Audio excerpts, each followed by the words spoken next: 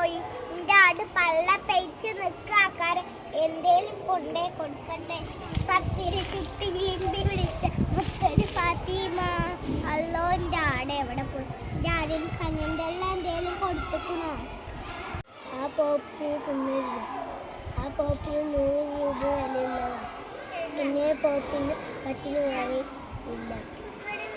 ഉമ്മ ആട്